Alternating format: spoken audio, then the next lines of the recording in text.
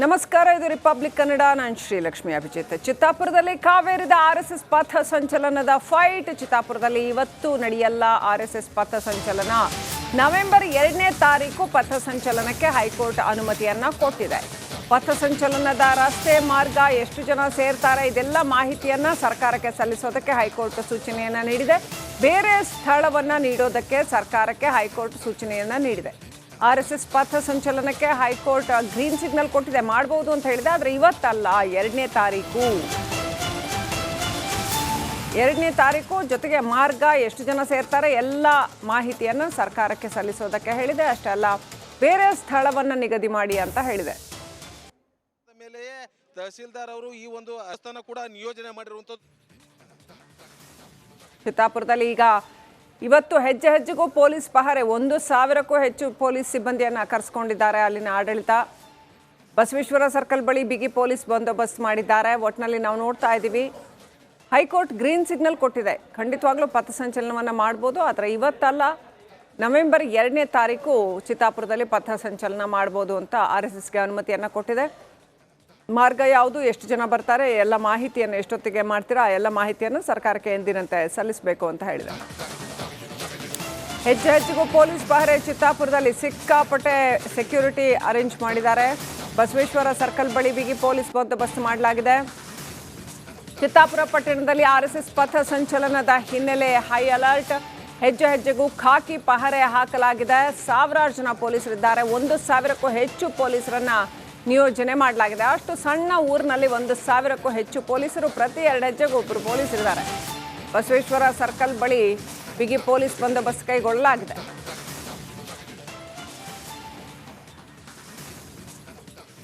ಚಿತ್ತಾಪುರ ಪಟ್ಟಣದಲ್ಲಿ ಆರ್ಎಸ್ಎಸ್ ಪಥ ಸಂಚಲನ ನಿಜಕ್ಕೂ ಸಂಚಲನವನ್ನೇ ಉಂಟು ಮಾಡಿದೆ. ಸಿಕ್ಕಾಪಟ್ಟೆ ಸಂಚಲನವನ್ನು ಉಂಟು ಮಾಡಿದೆ. ಹೆಜ್ಜೆ ಹೆಜ್ಜೆಗೂ ಪೊಲೀಸರು, ಸುಮಾರು 1,000ಕ್ಕೂ ಹೆಚ್ಚು ಪೊಲೀಸರನ್ನ ಕರೆಸಿಕೊಂಡಿದ್ದಾರೆ. ಇನ್ನಷ್ಟು ಅಪ್ಡೇಟ್ ಪಡ್ಕೊಳ್ಳೋಣ. ನಮ್ಮ ಪ್ರತಿನಿಧಿ ಓಂ ಪ್ರಕಾಶ್ ಮುನ್ನೂರು ಲೈವ್ ಕನೆಕ್ಟ್ ಆಗಿದ್ದಾರೆ. ಎಸ್ ಓಂ ಪ್ರಕಾಶ್, ಈಗ ನವೆಂಬರ್ 2ನೇ ತಾರೀಕು ಮಾಡ್ಬೋದು ಪಥಸಂಚಲನವನ್ನು ಅಂತ ಕೋರ್ಟ್ ಪರ್ಮಿಷನ್ ಕೊಟ್ಟಿದೆ.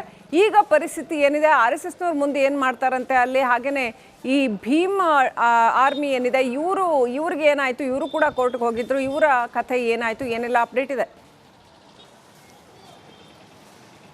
ಶ್ರೀಲಕ್ಷ್ಮಿ, ಚಿತ್ತಾಪುರದಲ್ಲಿ ನಡಿಬೇಕಾದಂಥ RSS ಪಥಸಂಚಲನ ಕಾರ್ಯಕ್ರಮಕ್ಕೆ ಚಿತ್ತಾಪುರ ತಹಸೀಲ್ದಾರ್ ಬ್ರೇಕ್ ಹಾಕಿದ ಬಳಿಕ RSS ಕಾರ್ಯಕರ್ತರು ಅದನ್ನು ಪ್ರಶ್ನಿಸಿ ಹೈಕೋರ್ಟ್ ಮೊರೆ ಹೋಗಿರುವಂಥದ್ದು. ಅಂದರೆ ಇವತ್ತು ಒಂದು ಕಡೆ ಭೀಮ್ ಆರ್ಮಿ, ಮತ್ತೊಂದು ಕಡೆ RSS ಎರಡೂ ಕೂಡ ಏಕಕಾಲಕ್ಕೆ ಒಂದೇ ಸಮಯದಲ್ಲಿ ಒಂದೇ ಸ್ಥಳದಲ್ಲಿ ಪಥಸಂಚಲನ ಮಾಡ್ತಾ ಇರುವಂಥ ಹಿನ್ನೆಲೆಯಲ್ಲಿ ಗೊಂದಲ ಉಂಟಾಗುತ್ತೆ, ಕಾನೂನು ಸುವ್ಯವಸ್ಥೆಗೆ ಧಕ್ಕೆ ಉಂಟಾಗುತ್ತೆ ಅನ್ನುವಂಥ ನಿಟ್ಟಿನಲ್ಲಿ ಅನುಮತಿಯನ್ನು ನಿರಾಕರಿಸಿದ್ರು. ಅದಾದ ಬಳಿಕ RSSನವರು ಹೈಕೋರ್ಟ್ನ ಮೊರೆ ಹೋಗಿರುವಂಥದ್ದು. ಹೈಕೋರ್ಟ್ ಇದೀಗ ಇವರ RSSನವರ ಪಥಸಂಚಲನಕ್ಕೆ ಗ್ರೀನ್ ಸಿಗ್ನಲ್ ನೀಡಿ ನವೆಂಬರ್ 2ರಂದು ಪಥಸಂಚಲನ ಮಾಡಬಹುದು ಅನ್ನುವಂಥ ನಿಟ್ಟಿನಲ್ಲಿ ಸೂಚನೆಯನ್ನು ನೀಡಿರುವಂಥದ್ದು. ಮತ್ತೊಂದು ಕಡೆ ಸರ್ಕಾರಕ್ಕೆ ಹೈಕೋರ್ಟ್ ಭಾಳ ಸ್ಪಷ್ಟವಾಗಿ ಸೂಚನೆಯನ್ನು ನೀಡಿರುವಂಥದ್ದು. ಭೀಮ್ ಆರ್ಮಿ, ದಲಿತ ಪ್ಯಾಂಥರ್ ಮತ್ತು RSS 3 ಸಂಘಟನೆಗಳಿಗೆ ಪ್ರತ್ಯೇಕ ದಿನವನ್ನು ನಿಗದಿ ಮಾಡಿ ಅವರು ಪಥಸಂಚಲನ ಮಾಡಲಿ ಅನ್ನುವಂಥ ನಿಟ್ಟಿನಲ್ಲಿ ಸೂಚನೆಯನ್ನು ನೀಡಿರುವಂಥದ್ದು. ಅದರಂತೆ RSS ಪಥಸಂಚಲನ ಕಾರ್ಯಕ್ರಮ ಏನು ನವೆಂಬರ್ 2ಕ್ಕೆ ನಡೆಸುವಂತೆ ಸೂಚನೆಯನ್ನು ನೀಡಿರುವಂಥದ್ದು. ಅದರಂತೆ ಆ ಒಂದು ಪಥಸಂಚಲನದಲ್ಲಿ ಎಷ್ಟು ಜನ ಭಾಗಿಯಾಗ್ತಾರೆ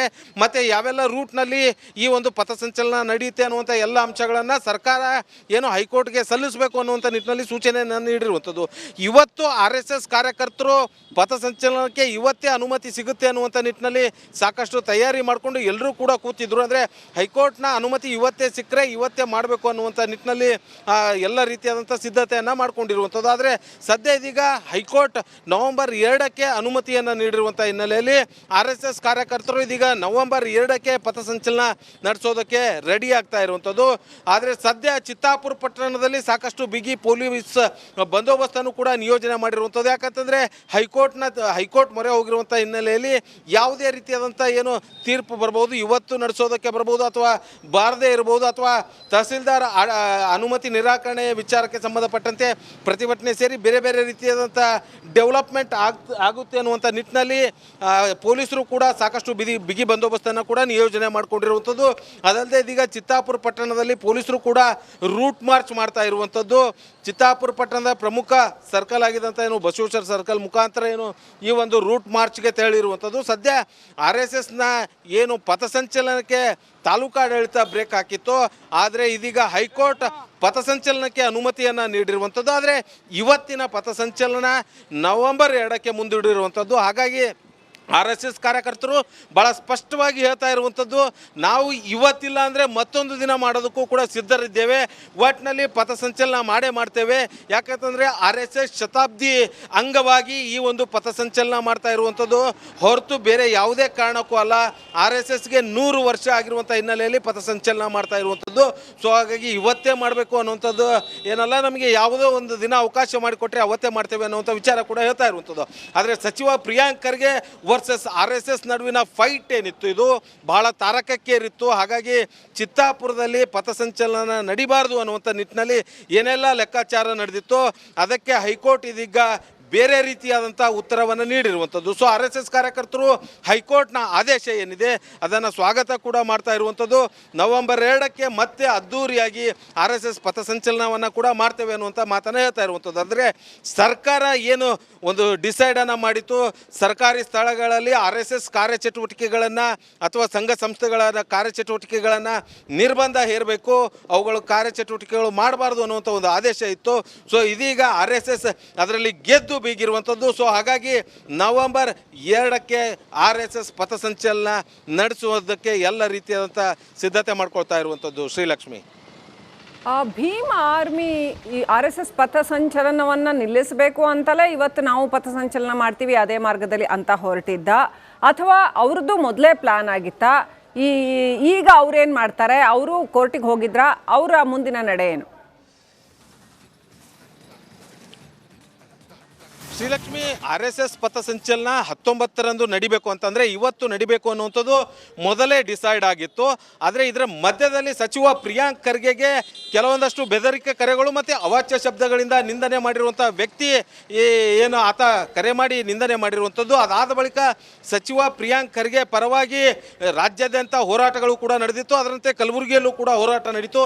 ಅದಾದ ಬಳಿಕ ಬೆದರಿಕೆ ಕರೆ ಮತ್ತು ಅವಾಚ್ಯ ಶಬ್ದಗಳಿಂದ ನಿಂದನೆ ಮಾಡಿರುವಂಥ ಆರೋಪಿಯನ್ನು ಮಹಾರಾಷ್ಟ್ರದ ಸೊಲ್ಲಾಪುರದಲ್ಲಿ ಬಂಧಿಸಿರುವಂಥದ್ದು. ಅದಾದ ಬಳಿಕ ಸಚಿವ ಪ್ರಿಯಾಂಕ್ ಖರ್ಗೆ ಅವರು ಯಾವಾಗ RSSನ ಕಾರ್ಯಚಟುವಟಿಕೆಗಳಿಗೆ ಬ್ರೇಕ್ ಹಾಕಬೇಕು ಅನ್ನುವಂಥ ನಿಟ್ಟಿನಲ್ಲಿ ಈ ರೀತಿಯಾದಂಥ ನಿರ್ಧಾರ ತೆಗೆದುಕೊಳ್ಳೋದಕ್ಕೆ ಮುಂದಾದಂಥ ಸಂದರ್ಭದಲ್ಲಿ ಅವರ ಮೇಲೆ ಮುಗಿಬೀಳ್ತಾ ಇದ್ದಾರೆ ಅನ್ನುವಂಥ ನಿಟ್ಟಿನಲ್ಲಿ ಭೀಮ್ ಆರ್ಮಿ ಮತ್ತು ದಲಿತ ಪ್ಯಾಂಥರ್ ಸಂಘಟನೆ ಎಲ್ಲರೂ ಕೂಡ ಪ್ರಿಯಾಂಕ್ ಖರ್ಗೆ ಅವರ ಪರವಾಗಿ ನಿಂತುಕೊಂಡು ಹೋರಾಟ ಮಾಡೋದಕ್ಕೆ ಮುಂದಾಗಿರುವಂಥದ್ದು. ಅದರಂತೆ RSSನವರು ಇವತ್ತು ಈ ಒಂದು ಪಥಸಂಚಲನ ನಡೆಸುವಂಥ ಸಂದರ್ಭದಲ್ಲೇ ಭೀಮ್ ಆರ್ಮಿ ಮತ್ತು ದಲಿತ ಪ್ಯಾಂಥರ್ ಎರಡೂ ಕೂಡ ತಾವು ಇವತ್ತೇ ಪಥಸಂಚಲನ ನಡೆಸ್ತೇವೆ ಅನ್ನುವಂಥ ನಿಟ್ಟಿನಲ್ಲಿ ಜಿಲ್ಲಾಡಳಿತಕ್ಕೆ ತಾಲೂಕಾಡಳಿತಕ್ಕೆ ಮನವಿಯನ್ನು ನೀಡಿದ್ರು. ಆದರೆ ಇವತ್ತು ತಹಸೀಲ್ದಾರ್ ಆ ಒಂದು ಅನುಮತಿಯನ್ನು ನಿರಾಕರಣೆ ಮಾಡಿರುವಂಥ ಹಿನ್ನೆಲೆಯಲ್ಲಿ ಅವರು ಕೋರ್ಟ್ ಮೊರೆ ಹೋಗಿರಲಿಲ್ಲ. ಆದರೆ RSSನವರ ಸಿದ್ಧತೆ ಎಲ್ಲವೂ ಕೂಡ ಆಗಿರುವಂಥ ಹಿನ್ನೆಲೆಯಲ್ಲಿ RSS ಅವರು ಕೋರ್ಟ್ಗೆ ಹೋಗಿರುವಂಥದ್ದು. RSS ಕೋರ್ಟ್ಗೆ ಹೋದಂಥ ಸಂದರ್ಭದಲ್ಲಿ ಸರ್ಕಾರದ ಪರ ವಕೀಲರು ಕೋರ್ಟ್ನ